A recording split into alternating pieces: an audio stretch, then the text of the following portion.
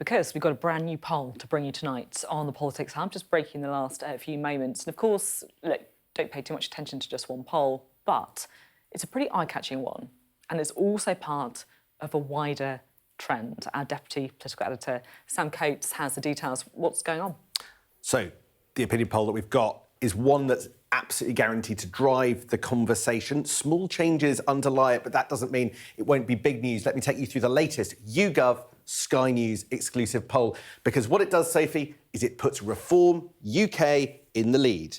Only by a little bit and only after a small change, but Reform UK in the latest voting intention poll are on 25%, overtaking Labour, who were top, who are on 24%. The Tories down in third on 21%.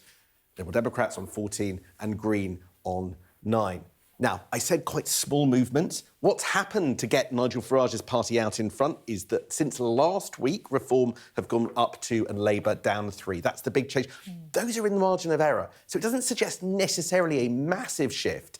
But when you see Reform UK coming out on top, there's no way the political system is going to respond and talk about that. And I guess, in a way, if it was a massive shift, then that would think, oh, this is an outlier. You know, it doesn't really make sense. But the fact that, you know, it feels to me like we've been building to this point over a period of some weeks now. I think this moment was a bit inevitable, because the real shift that we're seeing, which you can see over a longer time period, is this, that we've entered, in voting intention, in opinion poll terms, into a period of three-party politics. You can see actually what's going on is that those numbers are pretty close together. Now, at the moment, that's quite good for Keir Starmer, because it means that 2 of his opponents are split. That is driving a conversation between people in this party and people in this party, whether they couldn't join forces. Imagine if those 2 numbers, 21% and 25%, could be added together. Some people in the Tory party, like Kemi Badenoch, said no way. Nigel Farage doesn't appear convinced about that at the moment, but it's the conversation going on in the background. Can you talk to me about Labour's numbers as well? Because, look, they're on 24% now. I mean, how much has Labour fallen since entering government? I think at the general election, you had Labour in the...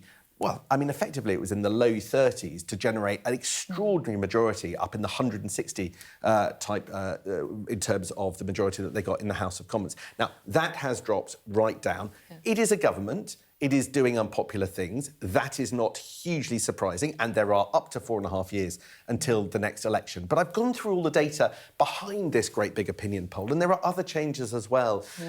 Actually, what's happened, one really interesting switch this week, is that for the first time, Nigel Farage is more popular, or if I'm being accurate, less unpopular than Kemi Badenoch, but both of them are more popular, less unpopular than Keir Starmer. It looks as if Labour have a massive rebuilding challenge to do. They say, well, you do the difficult things at the start of a parliament. There's a big journey left to go, but it isn't straightforward.